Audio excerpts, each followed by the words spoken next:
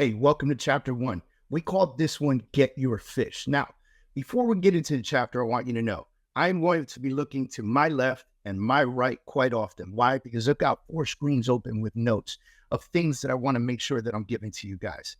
Again, I want to thank you for picking up the book, The Truth About Failure. And again, I'm going to ask you to please gift it to somebody and allow them the blessing and the understanding of future entrepreneurship for themselves.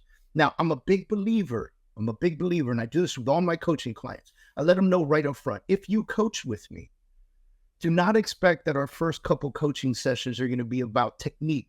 They're going to be about skill. They're going to be about foundation. Before we can actually achieve those things, we need to talk about this right here, the brain, the mind.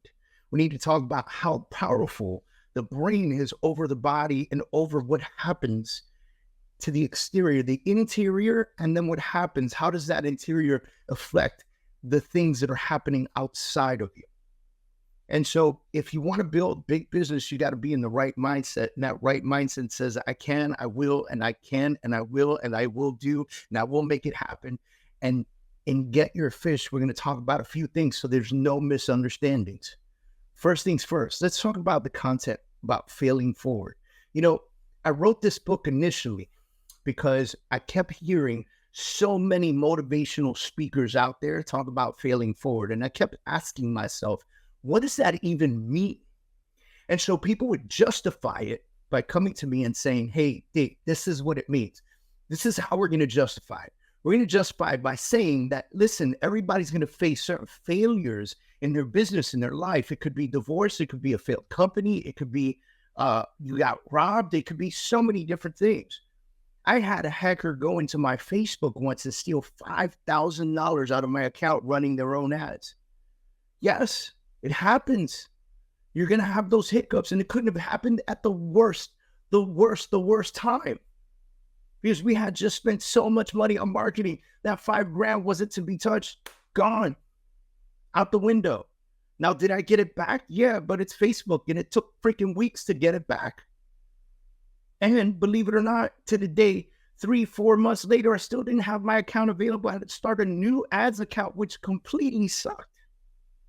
Because I lost everything that I had been working on for so long. All the audiences I built and everything that I was building there. So guess what? These things happen. And we're going to have to face them. And so when I think of the words fail forward, then I just take a few steps back. Before fail forward got really popular, you know what was extremely popular? Was the idea of the secret. If you believe and you voice it out, it will come. If you want money, say, I am rich. If you want to be fit, say, I am fit. And you will start believing this, and you will do the things necessary, hopefully, right? You will do the things necessary to get rich or get fit. Because you have to believe it yourself. If you say, I am a piece of garbage, and I will never have money, and I will never be fit, and I will forever be overweight, then that's exactly what you're going to be. Because you said it, you claimed it for yourself. I have this funny story I always tell people that you got to be extra specific when you speak to the universe because, you know, in The Secret, it talked about the universe, and the universe knows no language, the universe knows no boundaries, and it doesn't really think. It just gives you what you ask for. But when I was a kid, I used to think, man, I want to grow up, and I want to live in a big house, and I want to live with a bunch of pretty women, right? Because I was like, yo, I'm going to be like Playboy, right? Well, the universe said, no problem.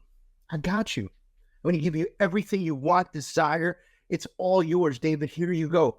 In your house, we're going to put 3 of your daughters. I have 4 daughters, ladies and gentlemen. 3 of your daughters are going to live with you. Your beautiful wife is going to live with you. And then we're going to add your mother and your mother-in-law. All these beautiful women are going to live with you in your nice big house. Congratulations, you've achieved. You voiced it out to the universe, and the universe has answered.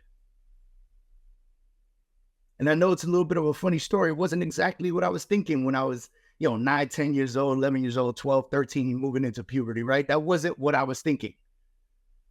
But I could be more blessed today for what's in my house and for the people that I am surrounded by. I couldn't be more blessed. And so when we talk about The Secret, we talk about what you put out there and being specific. right? And then we start telling people, well, what we want you to put out there is that you must fail forward, that you have to fail forward, that failure is a part of success. And I disagree. Because if you look up the definition of failure, failure says that you have quit. And if you have quit, there can't be success. If you fail, it is because you said, I am done. I'm putting this down. I never want to do it again. And you quit. And if you quit, then yes, that is the definition of failure. But if you pick up the pieces and you continue to fight, is that failure? If you pick up the pieces of what happened, the loss of money, the loss of relationship, the loss of friendship, the loss of whatever you consider to be a failure in your life or business, if you pick up the pieces and you do something amazing, you do better, and you go create, and you go achieve, and even if it happens again, you pick up the pieces again, it happens again, you pick up the pieces again, and you keep pushing forward and forward and forward and forward. Is it really failure? I beg to say no. And so if we can get out of the mindset of saying fail forward and start saying I choose and I prefer to succeed forward, well, then that would be a better bet, wouldn't it be? Now I'm going to be looking at my notes on some of the things, and I said in my book, I said we've gotten weak because somehow, some way, we've adapted the mentality that it is okay to accept failure. It is not. Do not accept it. Do not allow it into your system. Also, in my book, I made a note and I said, listen, I was in the Marine Corps. I was in the Marine Corps for almost 9 years. One of the best things I ever did in my life was serving my country, okay? It changed me as a man. It made me a huge part of who I am today, and I am forever grateful to the United States Marine Corps for taking me in, training me, and teaching me, giving me something, a background to look back upon and say, I am proud of those years. Marine Corps motto is Semper Fidelis. Semper Fi, we like to say, we cut it short. Semper Fidelis means always faithful. Now, it's a hell of a motto. Faithful to my God, faithful to my country, faithful to my colleagues, faithful to people, my brothers and sisters in arms with me. Always faithful. And it brings an entire military force together and creates an incredible culture. Once a Marine, always a Marine.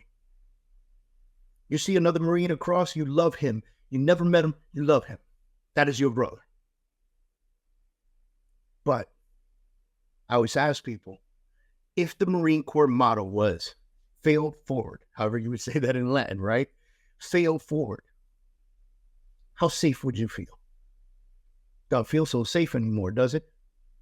Right? If the Marine Corps said, we're just going to keep failing until we find some success, how safe do you think our country would be? How safe would you feel if that was the mentality of your military force?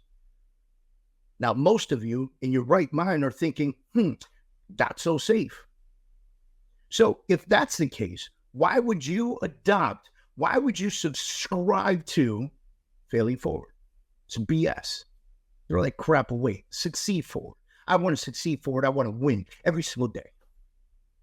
So that's the first piece that I'm giving you to, like, listen, you got to, if that's going to be something you need to work on, man, press pause on this and go work on that and catch yourself. Take the word failure out of your mind. The next time you're having a conversation with somebody and you go, yeah, man, I had this business once that failed, catch yourself and go, well, let me rephrase that. I had a business and I had a hiccup and we had to shut it down. And what we learned from that was X, Y, Z, and we went and opened up A, B, C. And we took what we learned, we adapted, we shifted, we changed, and here we are today. That's the kind of mindset you got to bring to the table, right? See, here's the crazy part. We live in this world where we've gotten so weak and accepted failure that we also live in this world that we believe that anybody can be successful. There's so many ways to make money right now that we believe anybody can do it. And there's a small part of me that, yes, believes that anybody can do it. But there's a very large part of me that understands that not everybody will do it. It's completely up to you. We live in a world where success is considered to be an entitlement. Well, let me tell you this. Well, coming to you, success is not an entitlement. Success is not yours. You do not deserve success. You must hunt it. You must search for it. You must work for it. And then you can find massive success through believing that it is not yours to just have. It is yours for the taking, and you need to go out and get it. Next thing I'll tell you is do not compare yourself to others. Man, listen, stop comparing your insides, what's going on inside here, to other people outside, what you can see. Because you don't know what's going on inside somebody's heart and soul. You have no idea. But I hear so many times people go, so-and-so, he's doing so great. I wish I was that. Stop. Stop comparing your insides to other people's outside. Stop it. Don't compare yourself to anybody. The only time you should be comparing yourself to anybody is when we run this SWOT analysis and we start looking for strengths, weaknesses, opportunities, and threats. When you're looking at your competition to figure out what it is that they're doing, then yes, compare your business to them so you could step up to the plate, but not to envy, not to cry about it, not to moan about how more successful you could be if you were like that person. Look at them, they bought a plane. I should have got my law degree. Stop. It's ridiculous. Please stop. Okay? Next one. Get your head right. And I'm going to leave it at this because in the next couple chapters, we're really going to dig into it a little bit more, but get your head right. Really focus on your heart. Really focus on your head. Really focus on the people that surround you. Remember I said all those people that I live with? Well, I'm blessed to be in this circle, ladies and gentlemen, because the folks in this circle that do not understand my level of thinking and my entrepreneurship, they support it.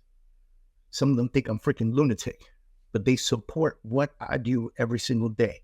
So surround yourself with people who you strive to be and people who will support you in your efforts to be that. Let me repeat that. Surround yourself with people you strive to be like. Those super successful ultra people, and you go, that's what I would like to learn how to do. Not, that's who I want to be. No, I'm going to hang out with this person because I know they're going to say something that's going to enlighten me, and I'm going to be able to implement it into my business, and I'm going to be able to step up to the plate. And one day I'll hold the candle right next to them. And then one day I'll surpass them. And one day they're going to want to hang out with me. Oh, different mentality, isn't it? Different. And then surround yourself with people who support your crazy, because entrepreneurship is freaking lunacy. It is nuts. In one of the chapters, we talk about Elon Musk being asked. He was asked, what would you say to young entrepreneurs that are getting into real estate, or I'm sorry, getting into becoming entrepreneurs out there, right? And he said, don't do it. And he had this like really serious face. He wasn't laughing or anything like that. He just really came from the heart and he said, don't do it. It's not worth it. It's too difficult. It's too painful. It's too hard. Why would you want to succumb to this? Why would you want to hurt yourself like this? Why would you want to, force your family into this sort of pain? And he's right. Entrepreneurship is not easy. There is sacrifice. There's a bunch of things you're going to have to do. But you know what? Again, this whole book is about that. It's about the sacrifice. It's about the understanding. And it's about doing things in a certain fashion, a certain way to mitigate and minimize the opportunity of hiccups happening in your life. Or how you would say failure. We're crossing that word out. I'm going to give you the truth about failure. See you guys in the next chapter.